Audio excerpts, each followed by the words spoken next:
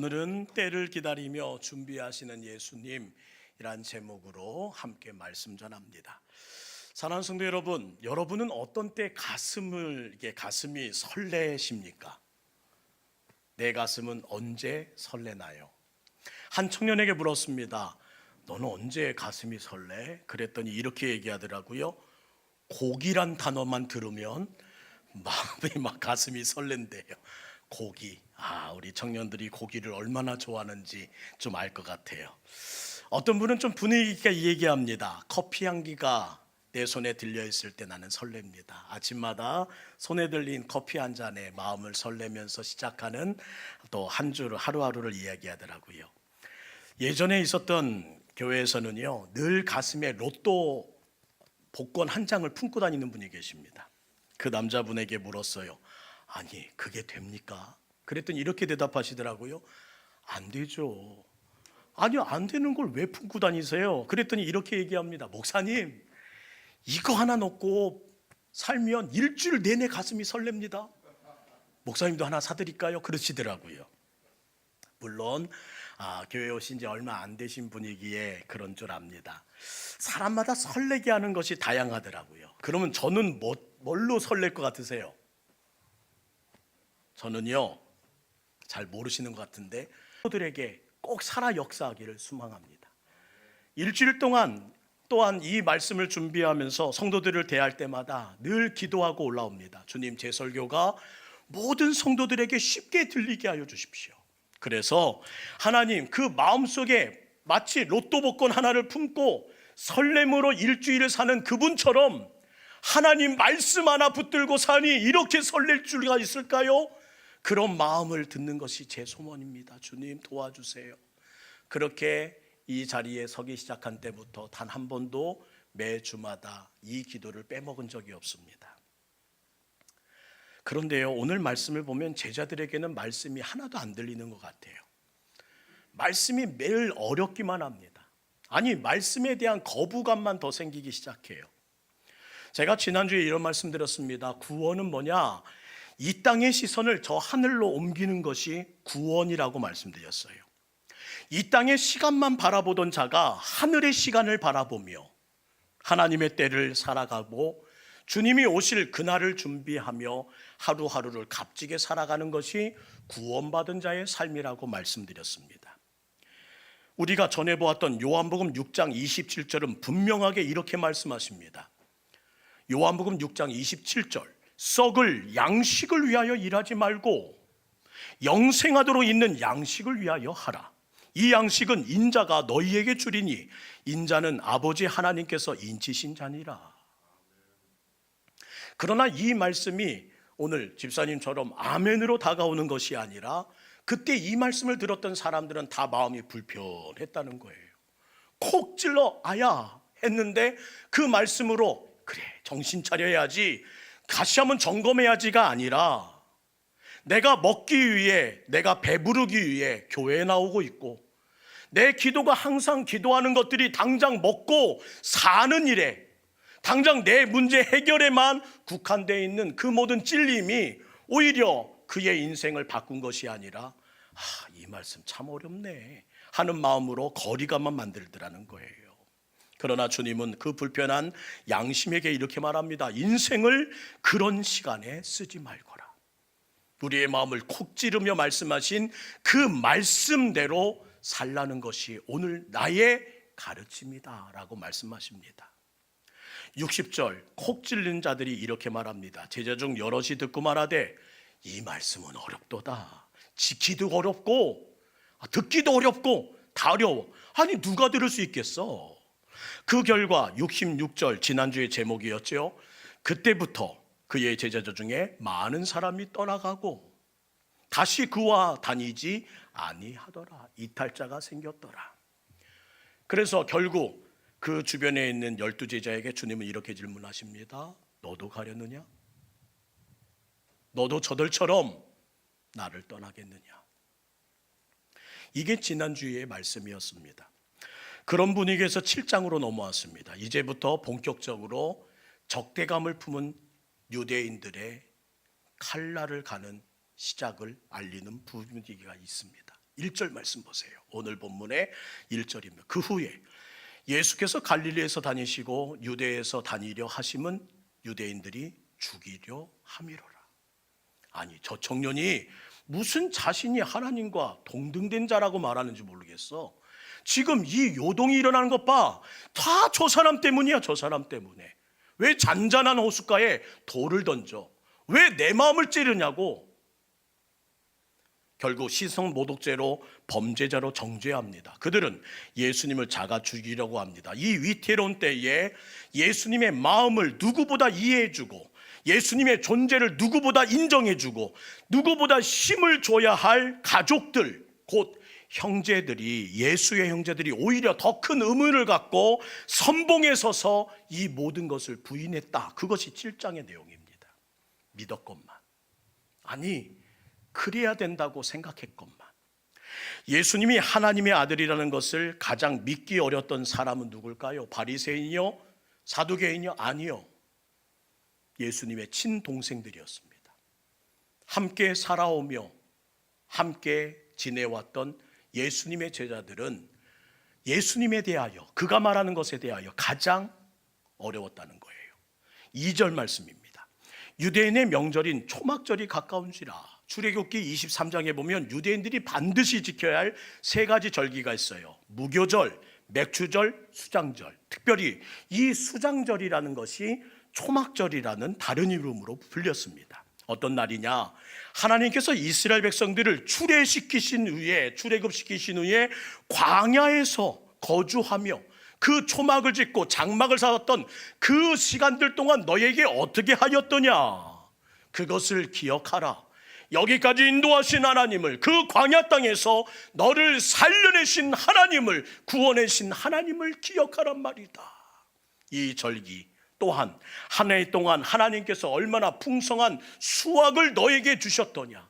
너희의 먹을 것, 너희의 마실 것, 너희의 입을 것, 너희의 신을 것까지 하나님께서 외면하여 너희가 급급하게 살게, 가난하게 살게 하셨더냐. 그 모든 것들을 다시 한번 감사하며 즐거워하는 절기가 오늘 기록된 초막절입니다. 유대인의 남자라면 하나님께 제물을 드리기 위해 수도 예루살렘으로 반드시 가야 할 율법의 시간, 그 절기가 가까웠어요. 그때 예수님의 형제들은, 곧 요셉과 마리아 사이에서 난 또 다른 형제들이 예수님께 이렇게 정합니다. 유대 지역으로 가십시다. 유대 지역으로 가십시다. 그것이 3절과 4절이에요. 그 형제들이 예수께 이르되 당신이 행하는 일을 제자들도 보게 여기를 떠나 유대로 가소서. 스스로 나타나기를 구하면서 묻혀서 일하는 사람이 어디 있습니까? 이 일을 행하려 하거든 자신을 세상에 나타낼 때입니다. 마태복음 13장에 따르면요, 예수님의 남자 형제는 총 4명이었어요. 야고보, 요셉, 시몬, 유다. 그리고 여자의 형제의 이름은 기록되지 않지만 누이들이라는 것을 보면 예수님의 누이는 2명 이상이었을 것이다 라고 추측이 됩니다. 이런 의도로 들려요. 형님, 많은 이들이 모이는 초막절이 가까우고 있어요. 그렇다면 변두리 갈릴리에 있지 마시고 저 중앙 무대 유대로 올라가시지요. 지금 떠난 무리를 다시 채우려면, 당신 곁에서 함께하지 않은 사람들을 다시 만회하려면 이 방법밖에는 없습니다.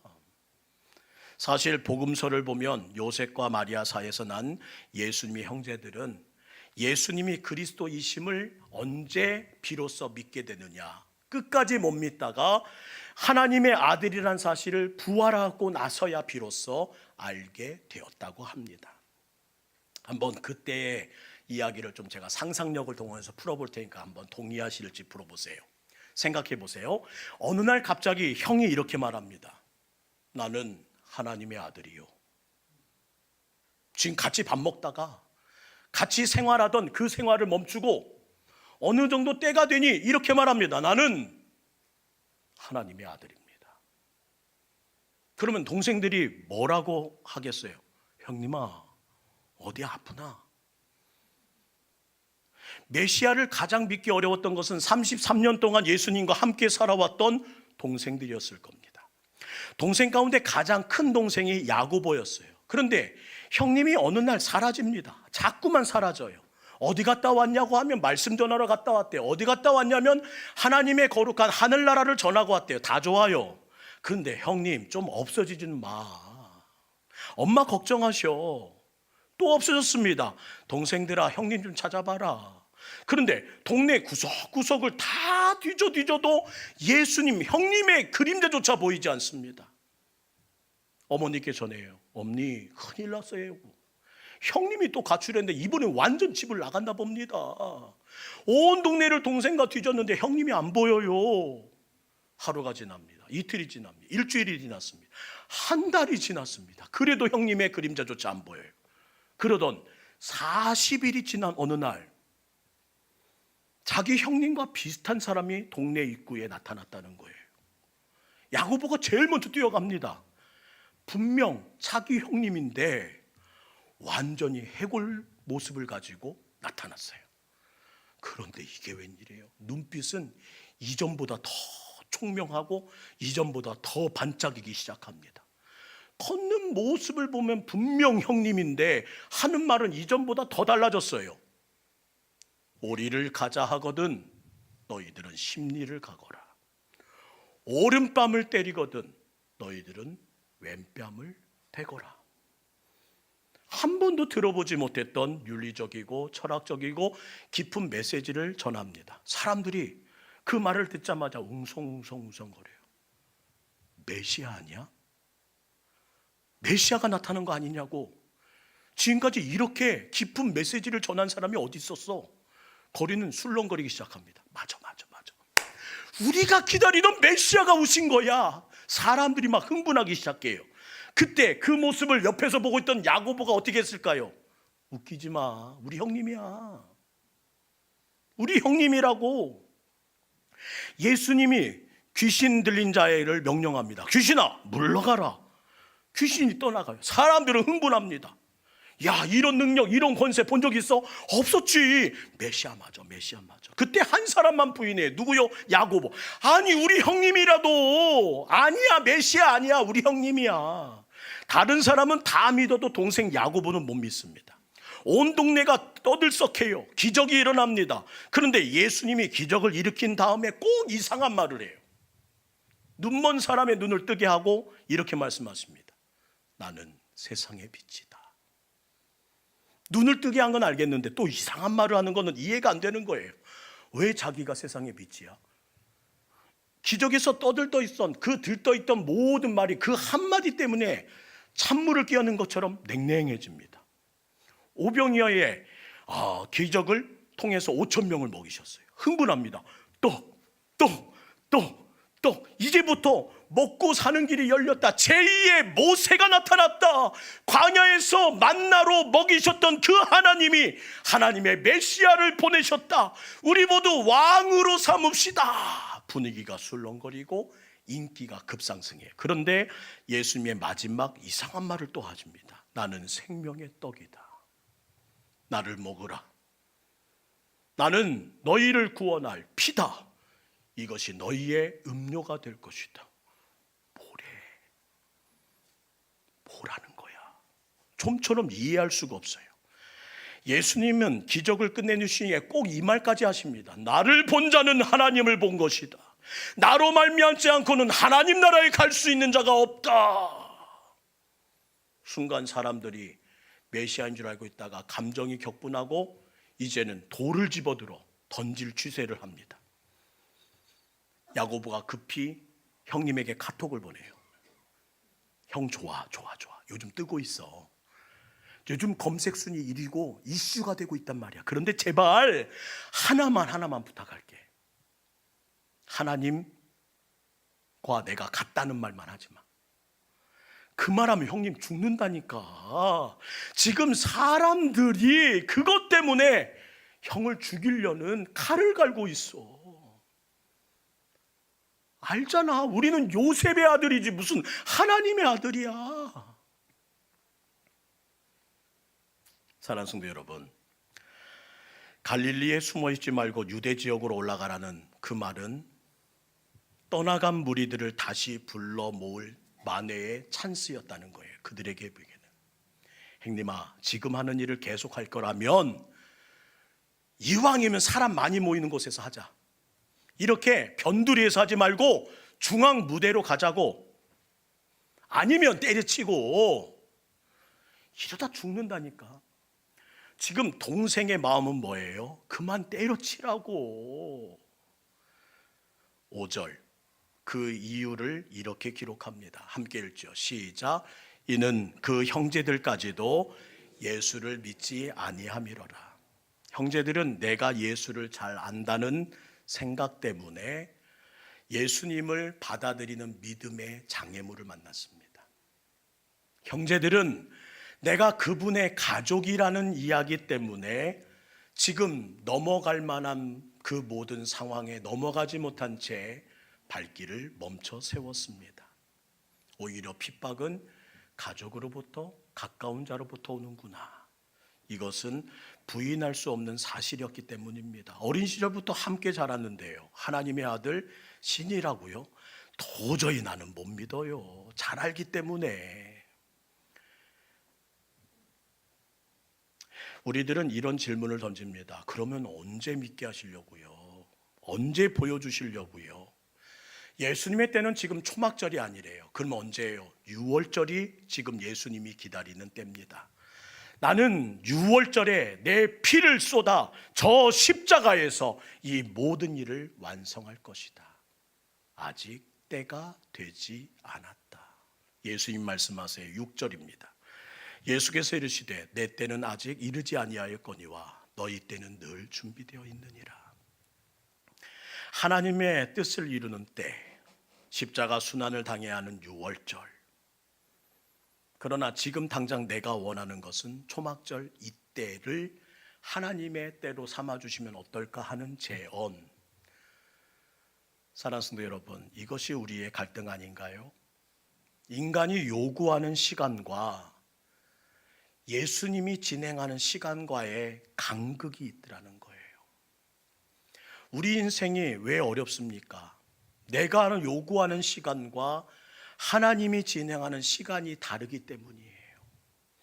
우리는 지금 당장이 절실합니다. 하루가 급해요. 목이 말라요.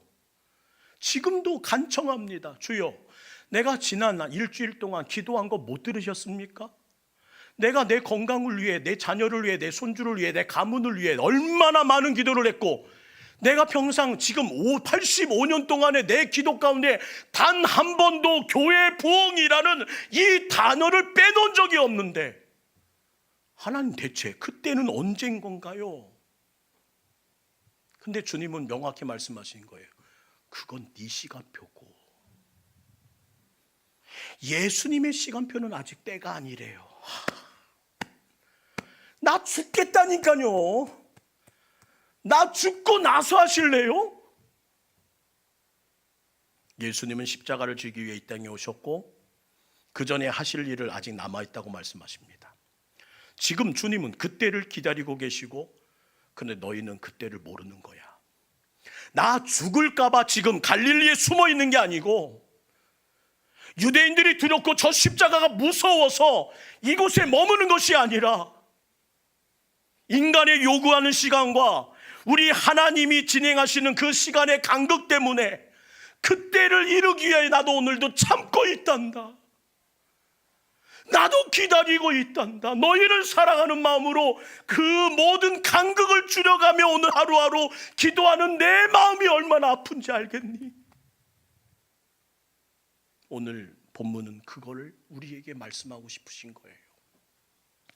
구원은 이 땅의 시선을 저 하늘로 옮기는 거래요.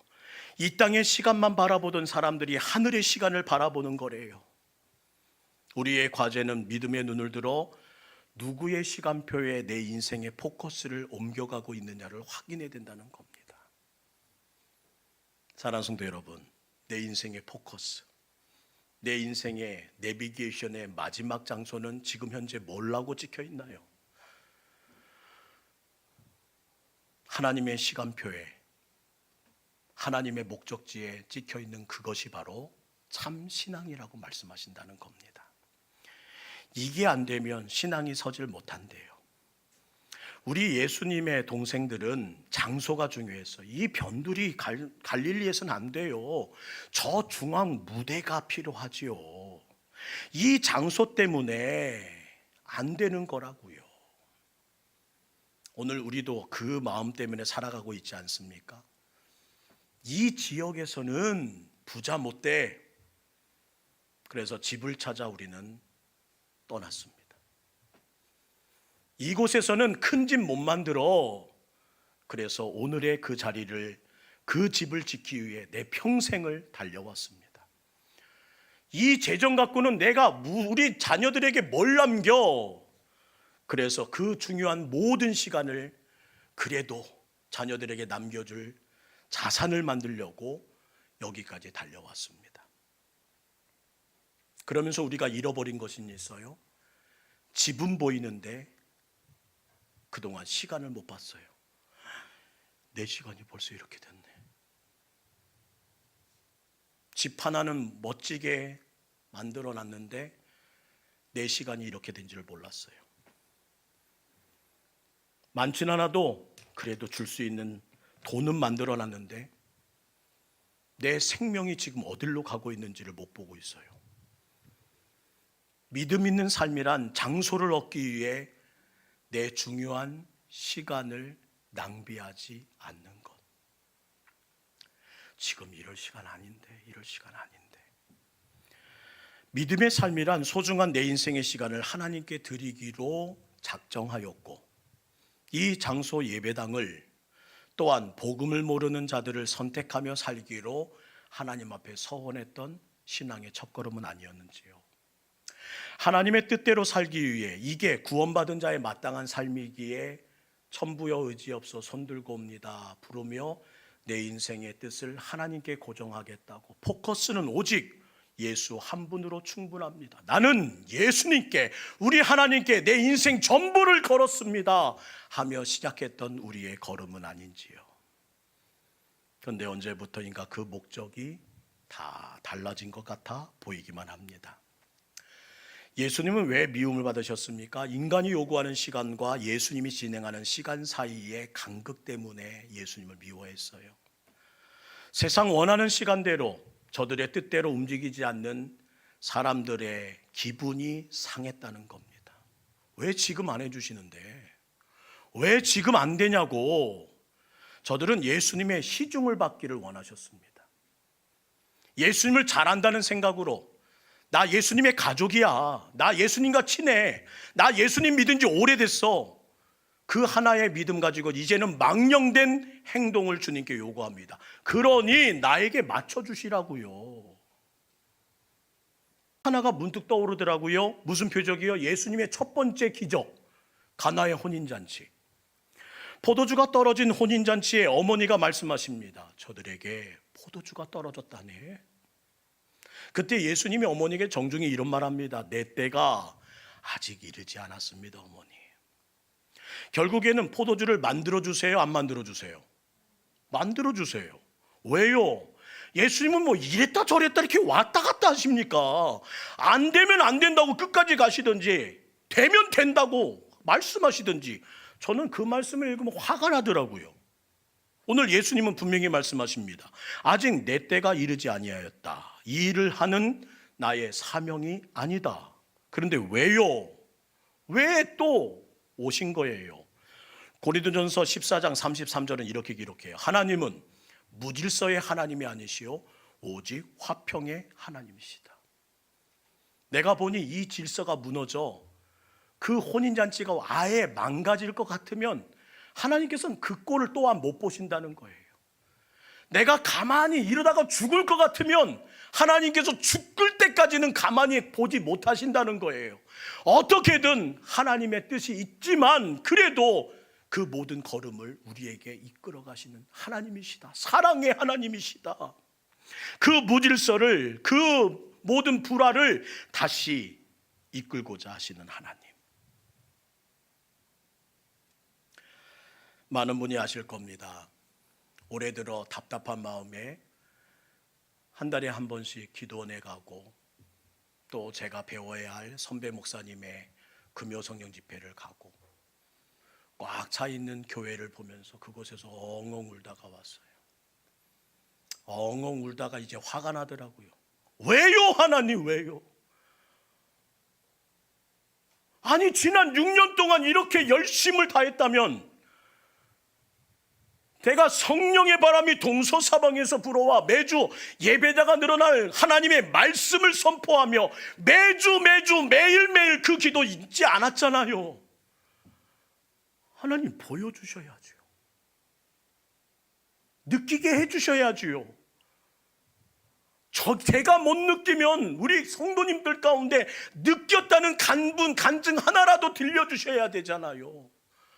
대체 그때가 언젠데요? 이렇게 부러워만 하고 이렇게 답답해해서 하나님께 소리 지르는 이 종의 모습이 하도 딱하지 않으십니까?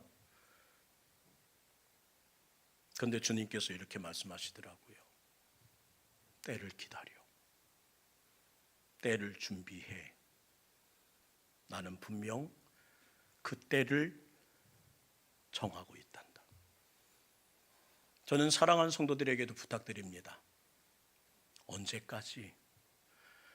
내가 지난 85년을 이 교회에서 몸담아 살았습니다.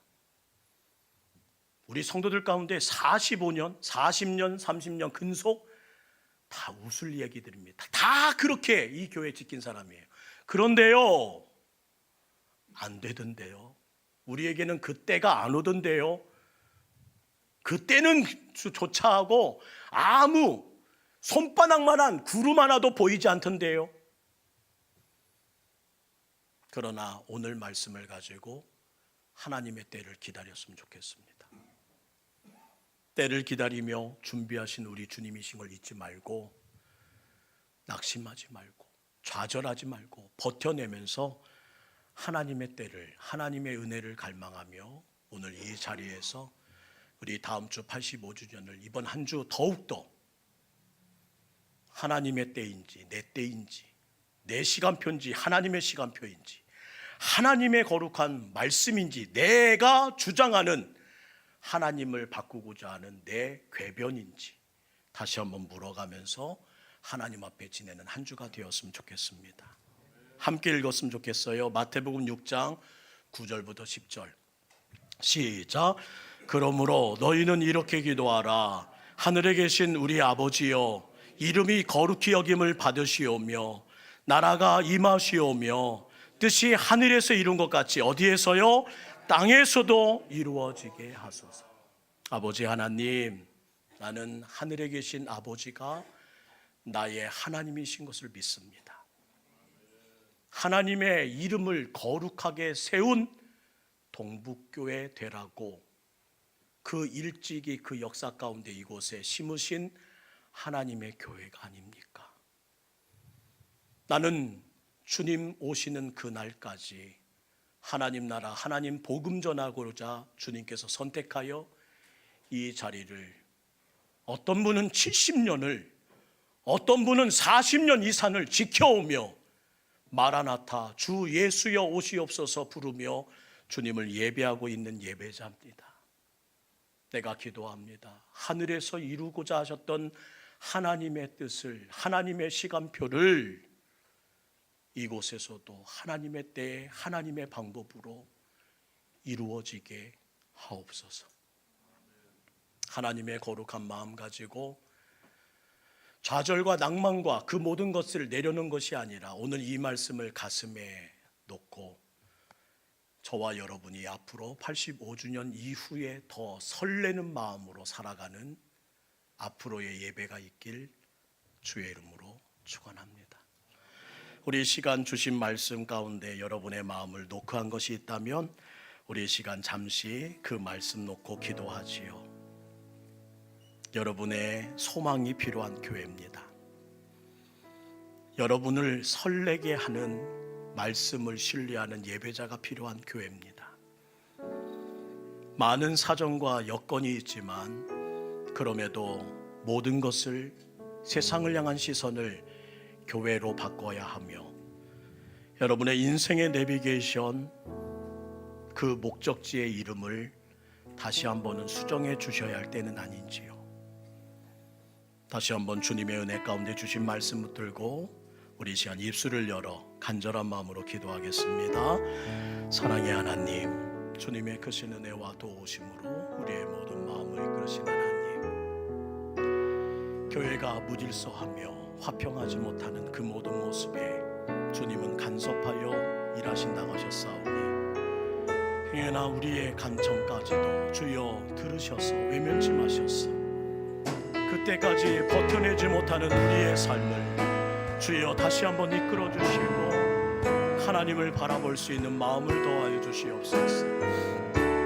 85년 하나님 한 주 앞둔 지금 지난 40년, 50년, 70년에 이르기까지 이 교회 예배당을 지키며 하나님께 기도했고 설렘과 소망으로 이 자리를 지켰던 청년들이 집사가 되었고 이제는 심으로 열심을 다했던 그 모든 땀방울이 이제는 원로와 또한 하나님 은퇴를 통해서 하나님 이 자리에 고여있음을 다시 한번 기억합니다. 하늘에 계신 나의 아버지, 아버지의 이름을 거룩하게 세우기 위하여 하나님 이 땅에 심으신 주의 교회를 기억해 주시고 하나님 나라 임할 때까지 우리 교회를 통해 주신 사명 감당할 수 있도록 하나님의 시간을, 하나님의 때를 기다리며 온전히 순종하는 저희들 되게 하사 뜻이 하늘에서 이룬 것 같이 이 땅에서도 이루어지게 하여 주시옵소서. 나를 통해 이 민족과 열방을 향한 우리 교회를 통해 하나님의 거룩한 이 지역을 통한 나의 영혼을 통해 우리의 가정과 주변에 믿지 않은 영혼들에까지도 하나님의 뜻을 이루어지게 수용되는 도구가 될 수 있도록 주여 나를 들어서 주시며 하나님의 때를 신뢰하며 주님 앞에 설 수 있게 하여 주옵소서.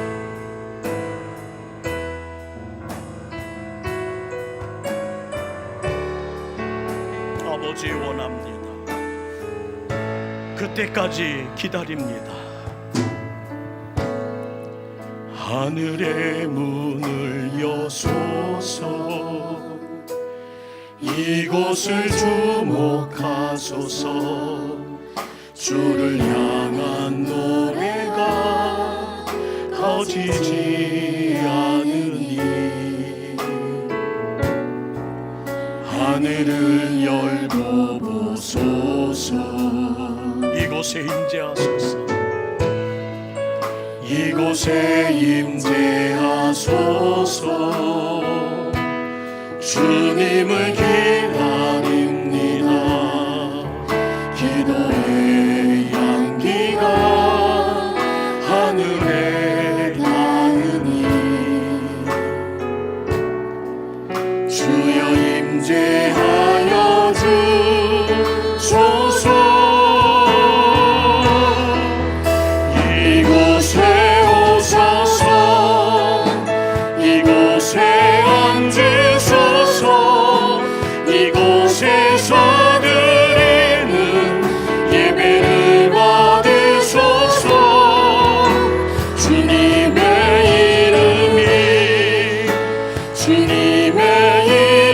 이름만이 오직 주의 이름만. 우리 다같이 두 손 높이 들고 이곳에 오소서. 이곳에 앉으소서. 이곳에서 드리는 예배를 받으소서. 주님의 이름만이 오직 주의 이름만. 이곳에 오소서. 이곳에 오소서. 이곳에 앉으소서. 이곳에서 드리는 기도를 들어주소서. 아버지, 주님의 이름만이 오직 주의 이름만 이곳에 있습니다.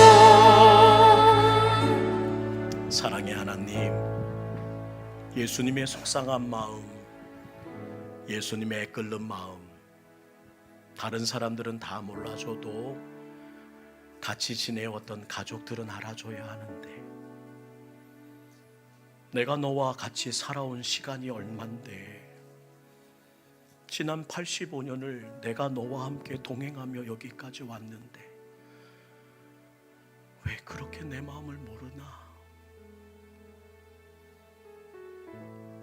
하늘에 계신 나의 아버지는 오늘도 너희의 때와 너희의 계획을 갖고 이끌어가고자 하는데, 그 이름을 거룩히 여김을 받으라고 세워진 교회, 그 나라 임할 때까지 하나님의 사명 감당하라고 여기까지 붙들었던 교회, 하나님의 때, 하나님의 시간표, 하나님의 그 뜻에 따라 저곳에서 이루어진 것이 이 땅에서 이루어지기를 꿈꾸며 함께 가자고 선택하여 부른 나의 가족이 나의 마음을 몰라주면, 나의 진심을 몰라주면 어떻게? 오늘도 우리에게 말씀하시는 예수님의 음성을 듣습니다. 이 말씀이 찔림으로 다가오자 유대인들은 예수님을 죽이고자 계획합니다. 무리들은 예수님과 거리를 두며 하나님을 떠나갑니다. 그때 그 모든 무리들에게 시선을 주셨던 주님이 이렇게 물으십니다. 너희도 그렇게 하려느냐? 동북교회야, 너희도 그렇게 하려느냐? 창립 85주년을 앞두고 한 주 더 주님의 시간표 앞에, 주님의 뜻 앞에 머리 숙이는 저희들 되게 하시고, 다시 주님을 만나 칭찬 들을 수 있도록 도와주사, 하나님이 나의 시중 들기 위하여 예배드리고 기도하고자 했던 그 모든 친밀함을 가장한 주님을 향한 모욕을 멈추게 하시고, 이제라도 구경꾼이 아닌 일꾼으로, 이제라도 무리가 아닌 주님의 제자로 다시 한 주간 마음을 다잡는 저희들 되어 다음 주에는 하나님 진심으로, 처음 사랑으로, 처음 임무로 돌아가는 저희 교회 될 수 있게 하옵소서. 성가대는 처음 이 자리에 앉았던 그 마음으로 찬양을 시작하고, 찬양팀은 처음 그 부르심을 받았던 그 마음으로 찬양을 시작하고, 예배자는 나를 이곳에 부른 처음 감격과 설렘으로, 담임 목사는 이곳에 불러주신 하나님께 감사드렸던 그 은혜의 소망으로 다시 시작하는 다음 주 제도로 도와주옵소서. 때를 기다리며 늘 준비하신 나의 하나님을 신뢰합니다. 걸어가신 예수님의 이름으로 간절히 기도드리옵나이다.